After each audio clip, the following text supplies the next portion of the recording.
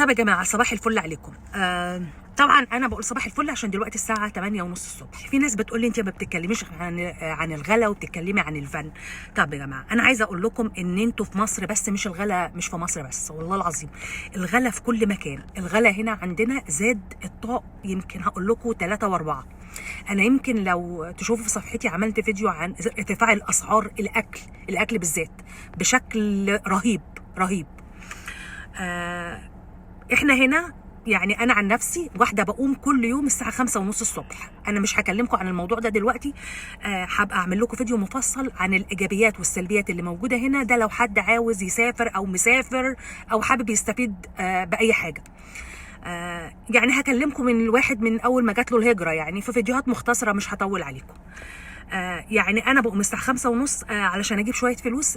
الاقي نفسي الفلوس ديت رايحه هنا الايجار، وهنا ميه، وهنا نور، وهنا غاز، وهنا كهرباء، وتلاقي عمرك بيضيع. ويجي اخر الاسبوع ما فيش غير يوم السبت والحد مثلا توضب بيتك وتجيب اكلك عشان تبتدي الاسبوع اللي جاي في نفس الدوامه.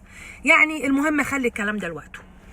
بس انا عايزه اقول لاستاذ تامر امين، يعني حضرته منفعل قوي على بتوع التيك توكرز وبتوع البلوجرز، وبيقول كويس انهم لموهم. على فكره انا معاه، انا يعني كويس فعلا ان هم لموا بتوع التيك توكرز والبلوجرز اللي هم بيسيئوا لمصر او يسيئوا لسمعه مصر.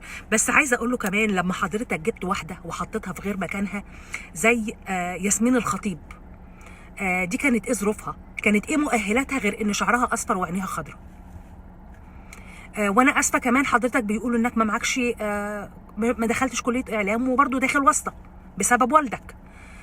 وبعدين الاستاذه اللي حطيتها في غير مكانها كانت جايبه قبل كده مستضيفه هدير عبد الرازق عشان تتكلم عن انجازاتها العظيمه في الفيديو، وكانت حاولت تستضيف سوزي الاردنيه اللي شتمت ابوها في اللايف.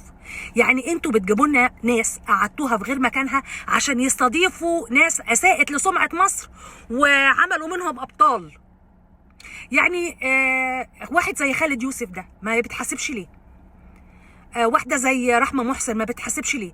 يعني دول استضافهم عمرو اديب وعمل منهم ابطال. استقبل خالد يوسف بعد الفضيحه اياها استقبال الفاتحين، وقعد يكلموا عن افلامه وعن مشاريعه وكأن ما فيش اي حاجه حصلت، وكأن ما انتشرلوش فيديو خادش في جميع انحاء مصر.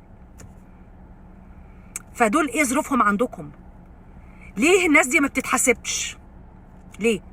وبعدين هم بتوع الجونه، يعني مش بتوع الجونه كلهم يعني، بس شوفوا الفساتين دي كده. يعني الاستاذه انجي علي دي مش محسوبه على مهنه الاعلام؟ طب لما هي محسوبه على مهنه الاعلام ولابسه لبس بالشكل ده، ليه نقابه الاعلاميين ما بتحاسبهاش؟ مش دي محسوبه على مهنه الاعلام؟ يعني هو ده لبس مذيعه بتغطي فقرات في مهرجان وتستضيف ناس وتقعد تتكلم معاهم؟ يعني ده لبس خادش للحياه. والفساتين ديت يعني مش بتخدش الحياء برضو وتعتبر لبس فاضح؟ ليه الناس دي ما بتتحاسبش؟ ليه دول ما بيتحاسبوش؟ وبعدين بتوع التيك توكر اتلموا عشان بيخدشوا الحياء وبيقدموا محتوى خادش للأسر المصرية وبيسيء للأسر المصرية، ولا عشان يتلم الفلوس اللي معاهم؟ أنا عن نفسي مع الحكومة طبعا، لازم إن هي تلم الناس دي، بس دول كمان المفروض يتحاسبوا، ولا دول ظروفهم ايه؟ ما بيتحاسبوش ليه؟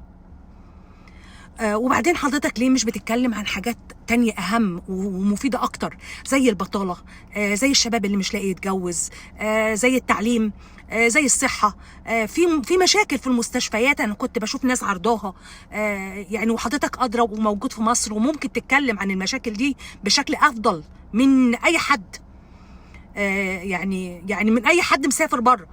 يعني حضرتك موجود في مصر وعارف المشاكل اللي موجوده، الصحه، التعليم. يعني انا شايفه في مشاكل في التعليم، يعني في عيال بتشتكي، امتحانات الثانويه العامه، في حاجات كتير ممكن حضرتك تتكلم فيها هتكون اهم من بتوع التيك توكرز. تحياتي، سلام.